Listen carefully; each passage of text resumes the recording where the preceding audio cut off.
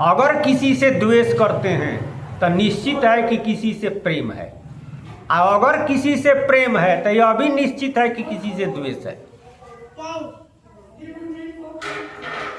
आ दोनों बंधन है, प्रेम भी बंधन है और द्वेष भी बंधन है, राग भी बंधन है और त्याग भी बंधन है।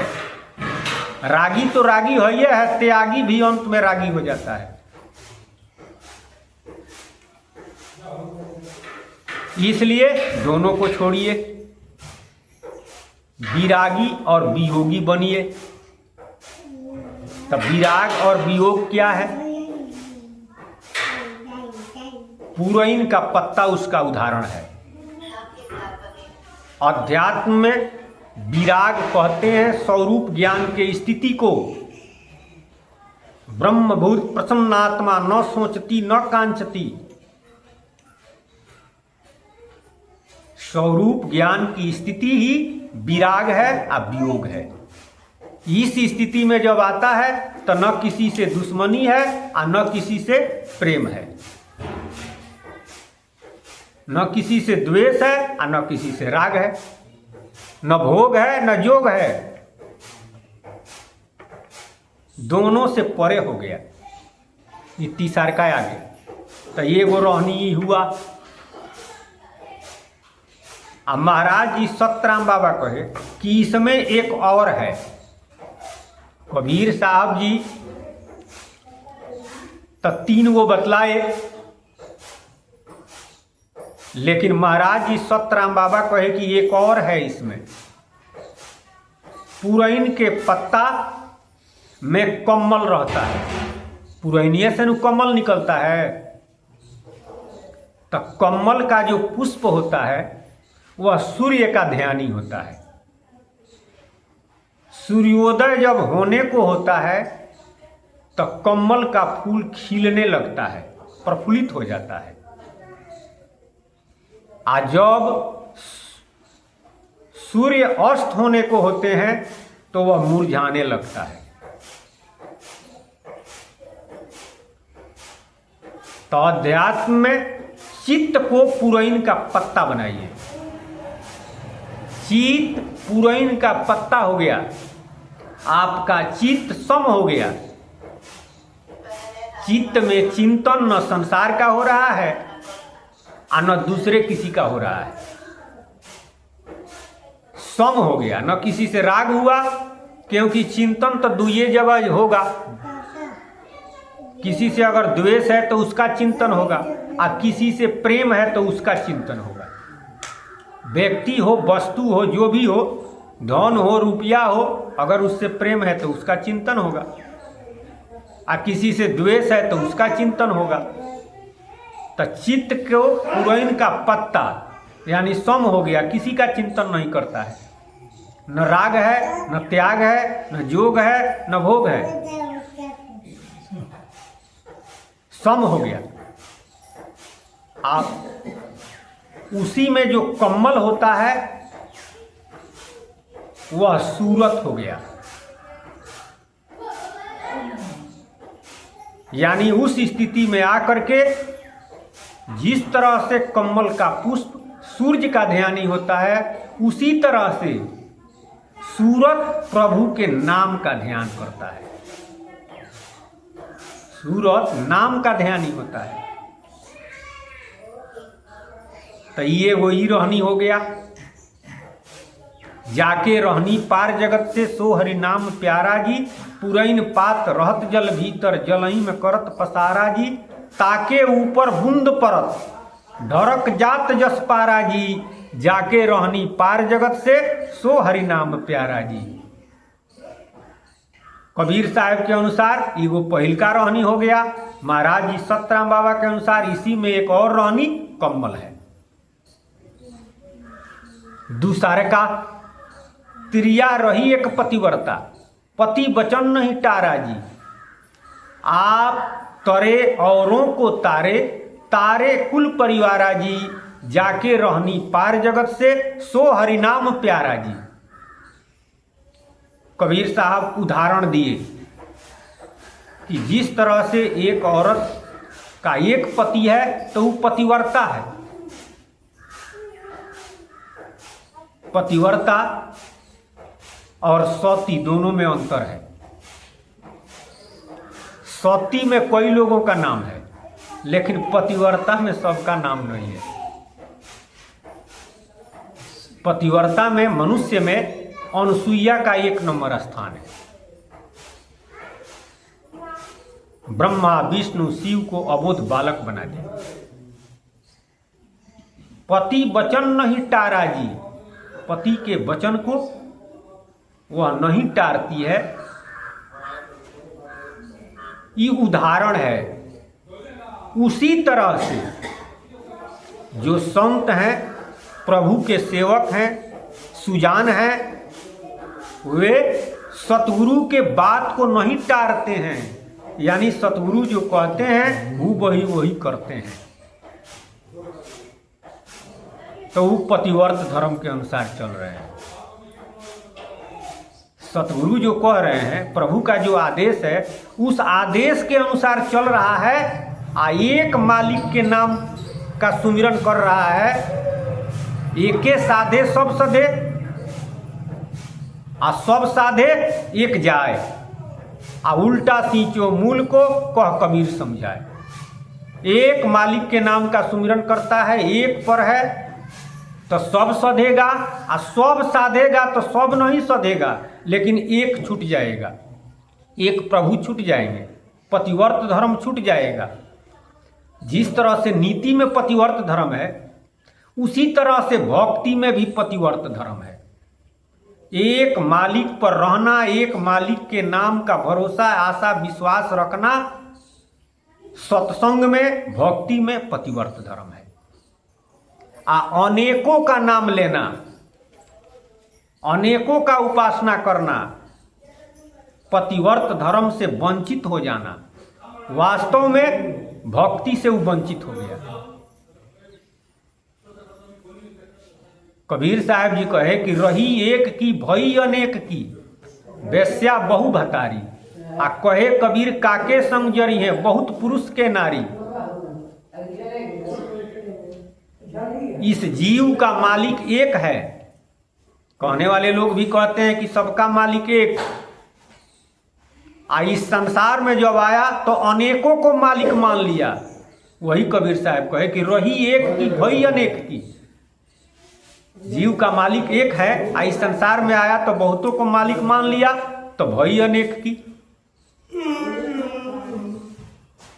जिस तरह से सती पतिव्रत धर्म निभाती है, तो जब अनेकों को ही मान लिया तो किस पर पतिव्रत धर्म? ना इधर का ना उधर का।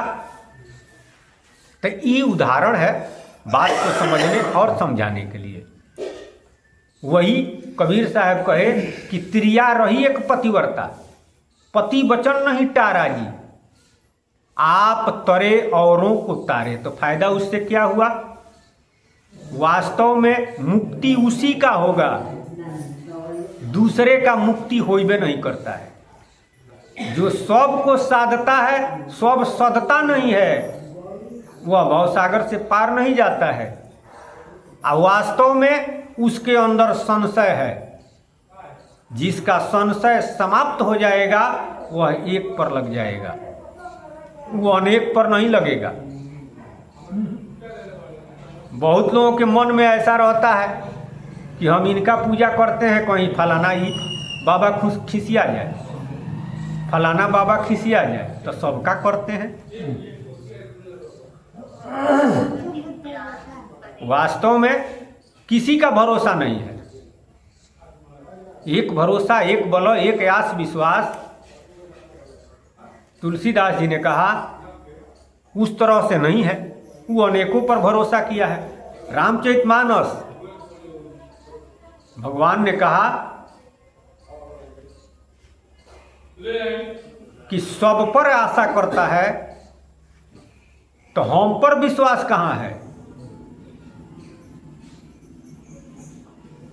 सब पर आशा करता है तो हम पर विश्वास कहाँ है? अगर हमारे ऊपर विश्वास है तो दूसरे का आशा नहीं करेगा।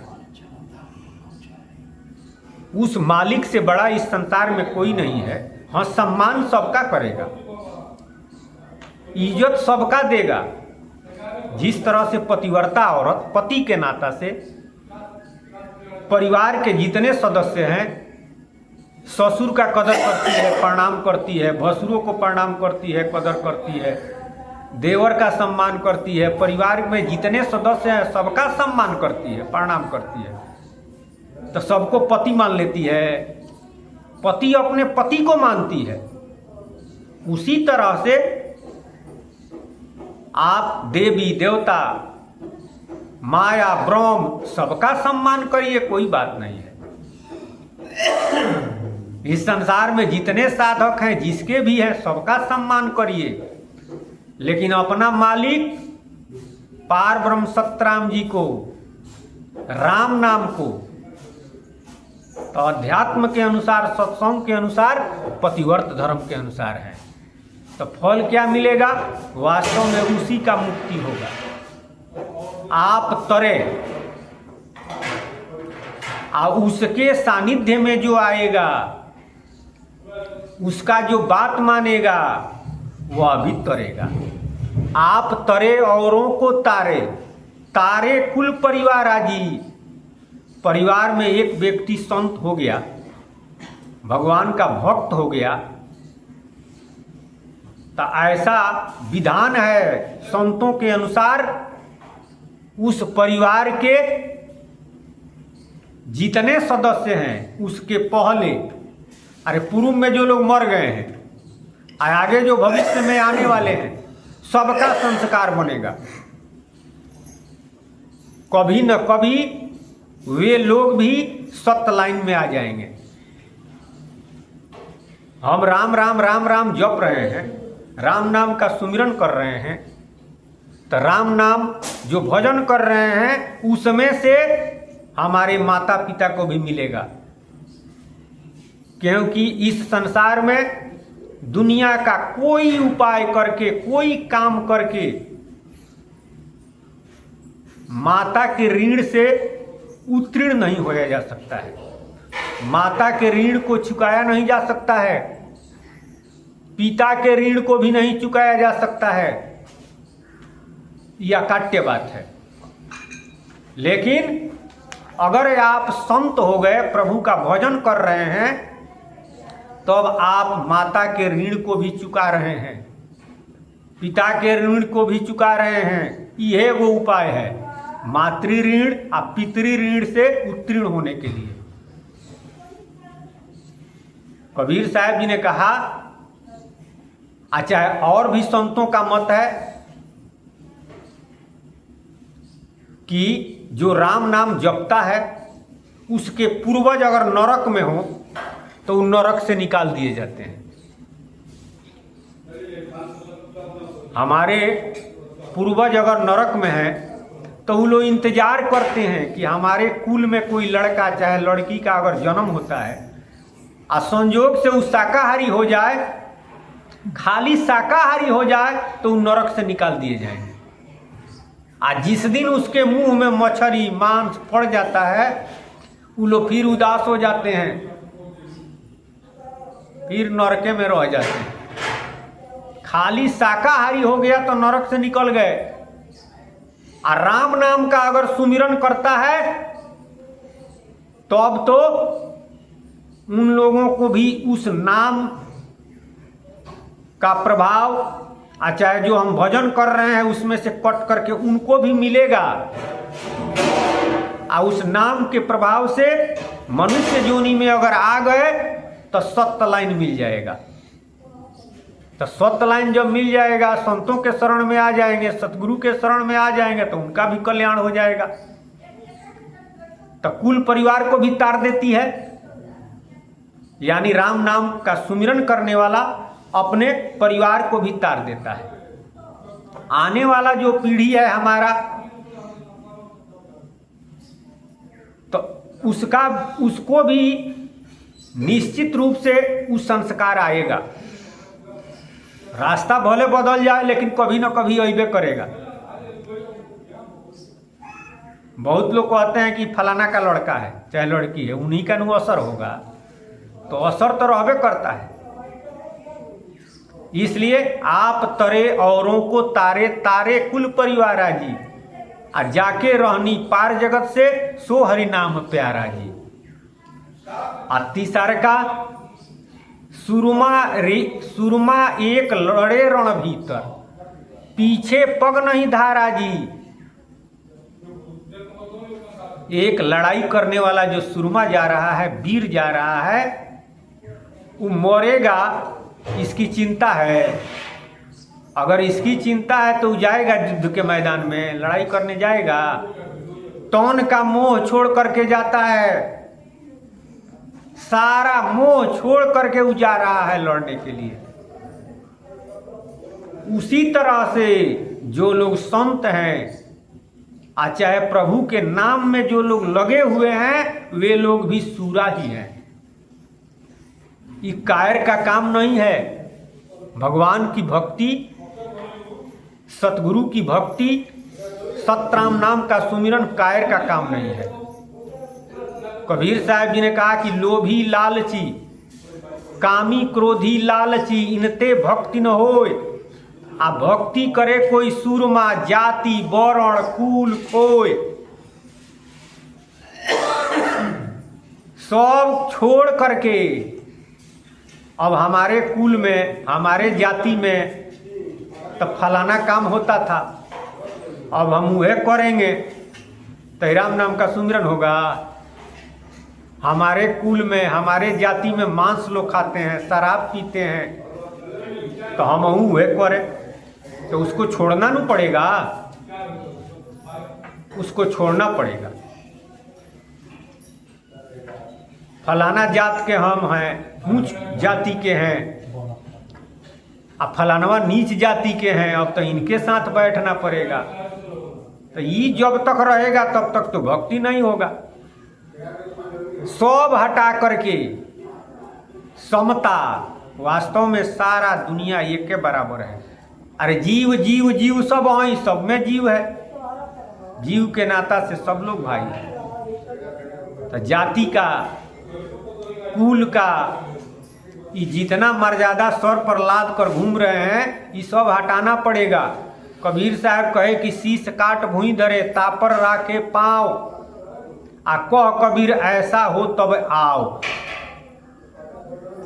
जितना अहंकार है, शीश काटना माने अहंकार को नीचे रख देना, चाहे वो जाति का हो, धर्म का हो, रूप का हो, विद्या का हो, सारा अहंकार नीचे रखिए और उसको मसल दीजिए, तब साहेब जी कहे कि वह आ सकता है। तो सुरमा का, लड़ाई करने वाले का, वीर का उदाहरण दिया गया है। पूरा मर्द वही है जो हर हाल में खुश है, दुख में भी खुश है और सुख में भी खुश है। यार की मर्जी हुई तो सब छोड़ के बैठा, आ गुद्दर भी ओढ़ाया तो ओढ़ के बैठा।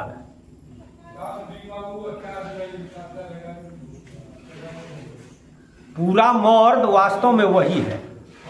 आ भक्ति मर्दानगी का काम है, चाहे वो औरत शरीर में हो और चाहे पुरुष शरीर में हो। अरे मीरा, धन्ना, औरत लोगों में भी बहुत सब संत हुए, औरतें भी बहुत संत हुई है,